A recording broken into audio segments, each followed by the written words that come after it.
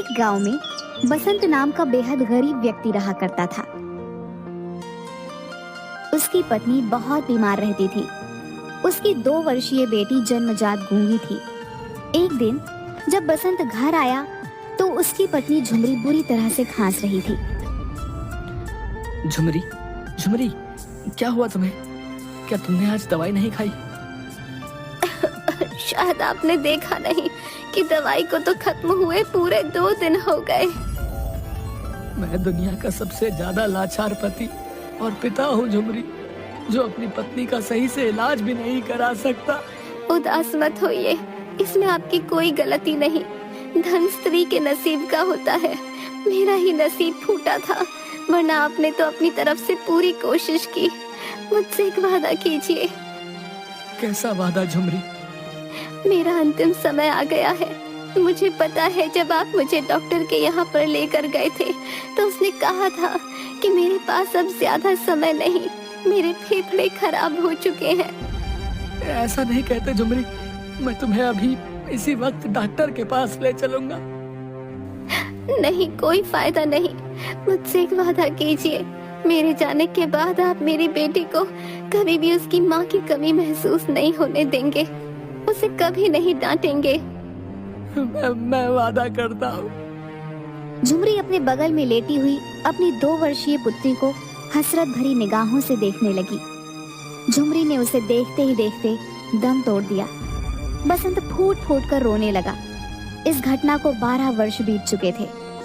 बसंत की पुत्री चमकी अब 14 वर्ष की हो चुकी थी। बसंत गांव के जमींदार कल्लन की हवेली में साफ सफाई का काम करने लगा था। मुझे आपसे कुछ बात करनी थी सेठ जी। अच्छा, अब मेरे इतने बुरे दिन आ गए कि गांव का एक भिखारी मुझसे बात करना चाहता है, जो मेरे ही टुकड़ों पर पलता है। चल जल्दी बोल, क्या बात करनी है? सेठ जी, मुझे 200 रुपए की बहुत जरूरत है। 200 रुपए में कितने जीरो होते हैं तुझे पता है? तेरे बाप दादा ने भी 200 रुपए कभी देखे हैं क्या? वैसे तुझे क्या जरूरत आ पड़ी वही पैसों की? मेरी बिटिया 2 दिन से बुखार से तप रही है, उसकी दवाई लानी थी। तुम गरीबों को बुखार में दवाई नहीं खानी चाहिए। अपनी बेटी के शरीर पर गीली पट्टियां रख दे, बुखार उतर जाएगा। ऐसा मत कहिए सेठ जी, मैं आपका हर कहना मानता हूँ। अगर आप बोलते हैं कि तपती दोपहर में सारा दिन मुझे खेतों की रखवाली करनी है, तो मैं सारा दिन धूप में ही रहता हूँ और आपसे कभी पैसे नहीं मांगता। बिटिया को 2 दिन से बुखार है, सिर्फ उसकी दवाई के लिए ही पैसे मांग रहा हूँ। ये सुनते ही जमींदार का गुस्सा 7वें आसमान पर पहुंच गया। क्यों रे? हैं? तुझे जो खाने को मिलता है वो क्या कम है? हैं? कि अब तू पैसे भी मांगने लगा? अगर तेरी औकात उसकी दवाई खरीदने की भी नहीं थी तो बच्ची पैदा क्यों की रे तूने? हैं? अरे पैदा होते ही उस समय उसे किसी कूड़े के ढेर में डाल देता। जमींदार की बात सुनकर बसंत की आंखों में से आंसू आ गए। ये आप कैसी बातें कर रहे हैं सेठ जी? मैंने बरसों आपकी गुलामी की है। आज पहली बार मैंने आपसे कुछ पैसे मांगे हैं, वो भी बिटिया की दवाई के लिए। नमक हराम, जुबान लड़ाता है। ये क्यों नहीं कहता कि तू टीबी का मरीज है? तेरे अंदर कोई काम करने की ताकत ही नहीं है। एक तो तुझे खाने को भोजन दिया, पहनने को कपड़े दिए, ऊपर से तू मुझसे जुबान लड़ा रहा है। इससे पहले कि मैं अपना आपा खो बैठूं, निकल जा यहाँ से, निकल जा। ये बिल्कुल गलत बात है सेठ जी। ईश्वर ने आपको इतना ढेर सारा धन दिया है, आपको एक गरीब को अपमानित करते हुए शर्म नहीं आती? अरे मैंने अपनी गुलामी के बदले आपसे क्या मांगा है? सिर्फ 200 रुपए। 200 रुपए के लिए आप मुझसे बोल रहे हो कि मैं अपनी बेटी को पैदा होते ही किसी कूड़ेदान के ढेर में फेंक देता? गरीब की हाय में बहुत ताकत होती है सेठ जी। गरीब के दिल से निकली हुई हाय बड़े बड़े महलों को चुटकियों में धराशायी कर देती है, बड़े बड़े रईसों को चुटकी में भिखारी बना देती है। बसंत की बात सुनकर जमींदार ने लातों और घूंसे से बसंत को बुरी तरीके से पीटना शुरू कर दिया और उसे धक्के मारकर अपनी कोठी से बाहर निकाल दिया। बसंत दर्द से कराहता हुआ अपने घर चला जाता है। अपने पिता को दर्द से कराहता हुआ देख चमकी तुरंत दौड़ी दौड़ी आई और वहाँ इशारों इशारों में बसंत से पूछने लगी, ये क्या हुआ पिताजी? मैंने तेरी दवाई के लिए सेठ जी से कुछ पैसे मांगे थे बिटिया, लेकिन सेठ जी ने मुझे एक भी पैसा नहीं दिया। इसके बदले मुझे उसने अपमानित करके मार पीट कर अपनी हवेली से बाहर भगा दिया। बसंत की बात सुनकर चमकी की आंखों में आंसू आ गए और उसने इशारों इशारों से अपने पिता से कहा, मेरा बुखार सही हो गया है पिताजी, आपको चिंता करने की बिल्कुल भी आवश्यकता नहीं है, मैं बिल्कुल सही हूँ। चमकी की बात सुनकर बसंत फूट फूट कर रोने लगा। सेठ जी ने मुझे काम से भी निकाल दिया है। मैं जानता हूँ तू झूठ बोल रही है, तुझे अभी भी बुखार है और तुझे भूख भी लगी है। बसंत रोते रोते सो गया और चमकी भी। सुबह चमकी ने अपने पिता को बहुत उठाया मगर बसंत नहीं उठा। चमकी घबराकर बाहर भागी तो बाहर गांव के मुखिया के साथ कुछ व्यक्ति खड़े थे। चमकी को घबराया देख वो लोग झोपड़ी में आ गए। अरे ये तो बसंत है, इसको क्या हुआ? मुखिया के बगल में खड़ा हुआ बल्ली तुरंत बसंत के शरीर को हिला डुला कर देखने लगा। मुखिया जी ये तो मर चुका है और मुझे तो लगता है कि इसे मरे हुए तो काफी घंटे हो चुके हैं। हाँ, ये तो बहुत बुरा हुआ बल्ली। इस बेचारी गूंगी लड़की का सिर्फ यही तो एक सहारा था। इसके शरीर पर तो चोटों के काफी निशान भी है मुखिया जी। ऐसा लगता है जैसे कि बसंत को किसी ने बुरी तरह से पीटा हो। बसंत तो जमींदार कल्लन के यहाँ पर काम करता था और कल्लन की क्रूरता के बारे में तो गांव का हर व्यक्ति जानता है। जरूर उस निर्दयी ने ही इस बेचारे को पीटा होगा। मैंने इतना क्रूर और अत्याचारी व्यक्ति अपने जीवन में नहीं देखा मुखिया जी। उस निर्दयी जमींदार को इस बेचारी बच्ची पर भी तरस नहीं आया। उसने ये भी नहीं सोचा कि अगर बसंत को कुछ हो गया तो इसका क्या होगा। तुम तो जानते ही हो कि जमींदार की उठक बैठक पुलिस महकमे के बड़े अधिकारियों में है और उसके पास धन की कोई कमी नहीं है। इसी बात का वो आज तक फायदा उठाता आया है। अरे हम क्या कर सकते हैं, ईश्वर ही उसे सजा देगा भैया। जो भी हो मुखिया जी, इस बेचारी गूंगी बिटिया की माँ तो 12 वर्ष पहले ही स्वर्ग सिधार गई। ऊपर से बेचारा इसका पिता भी मर गया। अब ये अनाथ कहाँ जाएगी? बल्ली की बात सुनकर मुखिया गहरी सोच में डूबता हुआ बोला, इस बच्ची की परवरिश कोई और नहीं बल्कि जमींदार ही करेगा बल्ली। चलो मेरे साथ। मुखिया चमकी को लेकर सीधा जमींदार की हवेली पर पहुंच गया। क्या बात है मुखिया जी, आज सुबह सुबह गांव के व्यक्तियों के साथ यहाँ कैसे? सब कुछ ठीक तो है?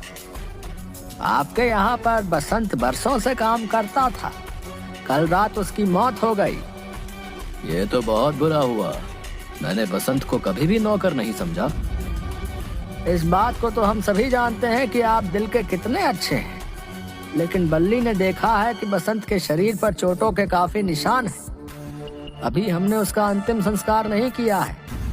सोच रहे हैं कि हम बसंत की लाश को पुलिस के सुपुर्द कर दें। पोस्टमार्टम से खुलासा हो जाएगा कि आखिर उसकी मौत किस वजह से हुई।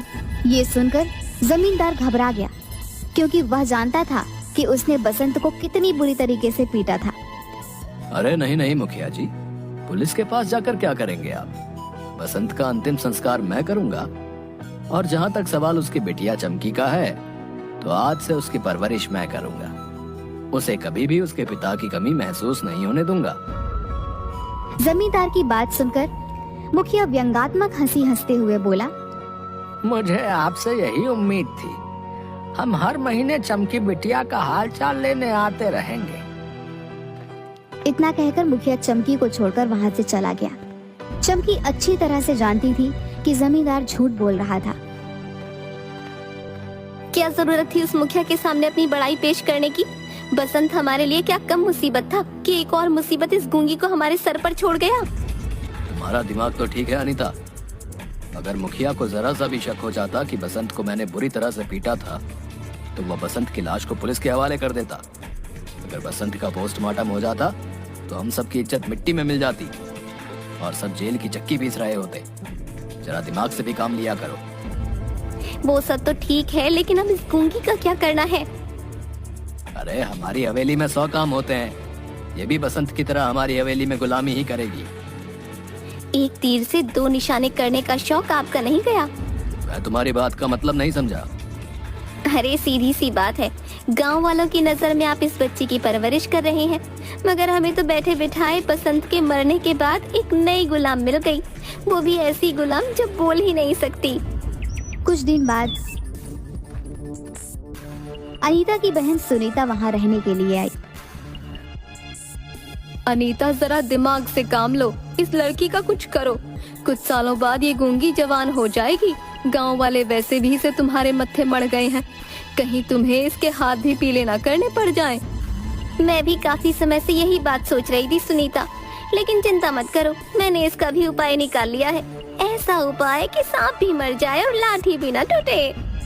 एक दिन सुनीता और अनीता ने एक कमरे में चमकी को बंद कर दिया। चमकी वहां 2 दिन तक भूखी और प्यासी बैठी रही। अचानक रात के समय चमकी की आंख खुल गई। उस कमरे के अंदर रोशनी की किरणें फूट रही थी। उन किरणों से एक रहस्यमयी स्त्री निकलकर बाहर आ गई। घबराओ मत मेरी बच्ची, मैं सब जानती हूँ। इन अत्याचारियों ने तुझ पर और तेरे पिता पर कैसे कैसे अत्याचार किए हैं। तेरे पिता को जमींदार ने कितनी बुरी तरह से पीट पीट कर मार डाला। अचानक चमकी को अपने अंदर अजीब सा बदलाव महसूस हुआ। चमकी, अब तुम गूंगी नहीं रही, अब तुम बोल सकती हो। ये कैसे हो सकता है? मैं तो जन्मजात गूंगी हूँ, मैं कैसे बोल सकती हूँ? और आप कौन हो? कुछ समय बाद तुम्हें सब पता चल जाएगा। मुझे ये भी पता है कि इन सब निर्दयी लोगों ने तुम्हें 2 दिन से भूखा रखा है।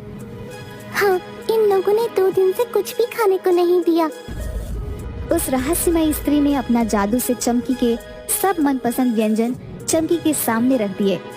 चमकी ने पेट भरकर खाना खाया। कुछ देर बाद सुबह हो गई। चलो जरा चलकर देखते हैं।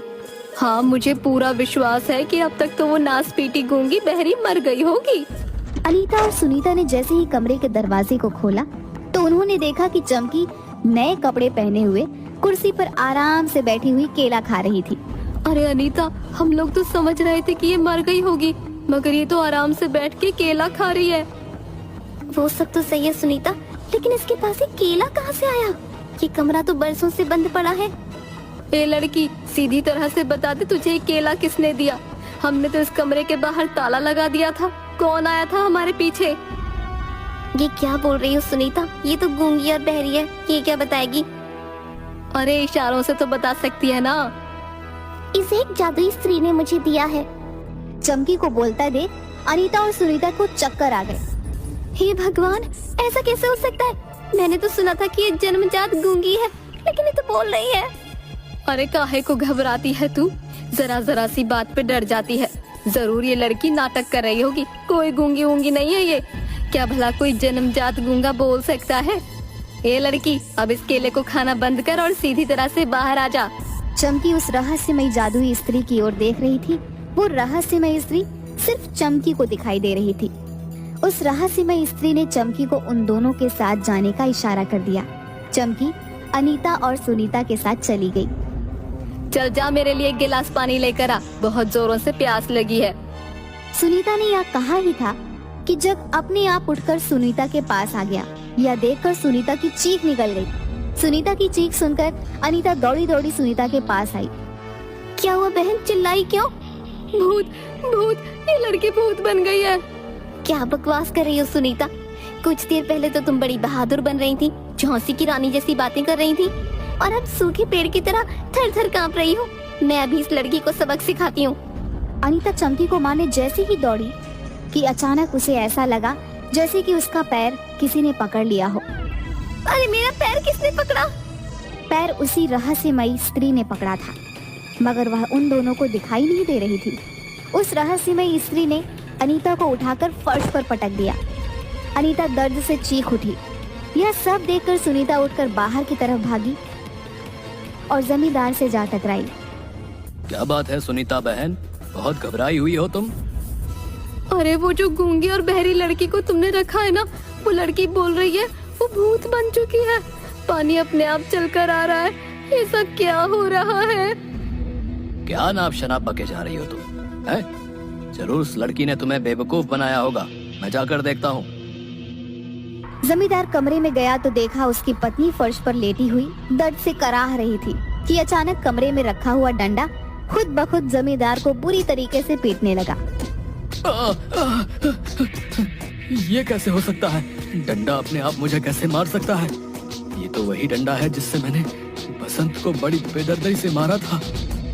कुछ देर में जमींदार का शरीर रक्त से लथपथ हो गया। मुझे माफ कर दो चमकी। मैं जानता हूँ मैंने तुम्हारे पिता बसंत के साथ बहुत गलत किया। मैंने उस बेचारे को इसी डंडे से बुरी तरह पीटा था, लेकिन मेरी बात का यकीन मानो, मुझे नहीं पता था कि वो मर जाएगा। इस डंडे को किसी भी तरह से रोक दो। मेरा शरीर पूरी तरह से दर्द कर रहा है। तभी एक और डंडा उड़ता हुआ वहाँ पर आ गया।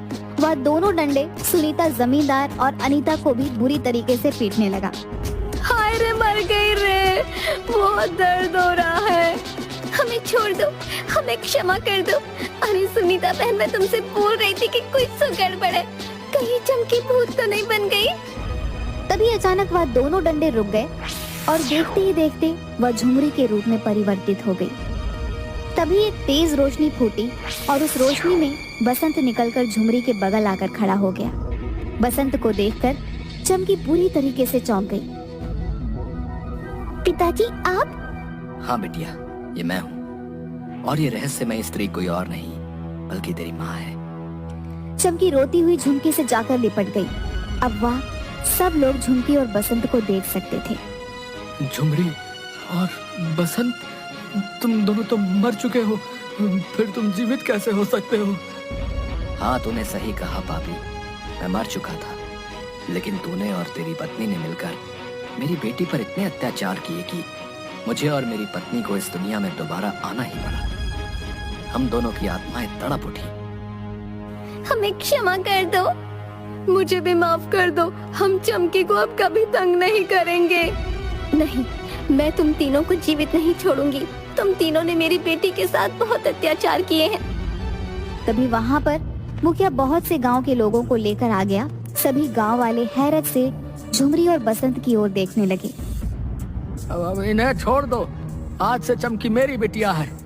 इन्हें इनके किए की सजा कानून देगा। नहीं मुखिया जी, ये तीनों पापी अपने पैसे के दम पर फिर से बाहर आ जाएंगे और फिर से मुझ जैसे गरीबों को मारेंगे और उनके बच्चों पर अत्याचार करेंगे। ये तीनों इंसान के नाम पर कलंक है। इन तीनों ने गरीबों पर अत्याचार करने की हद पार कर दी है। इन तीनों की मौत निश्चित है। झुमरी और बसंत ने अपना हाथ आगे की ओर कर दिया। उनके हाथ से आग की बड़ी बड़ी लपटें निकलने लगी और देखते ही देखते जमींदार सुनीता और अनीता जलकर भस्म हो गए। चमकी की परवरिश गांव का मुखिया अपनी बेटी की तरह करने लगा।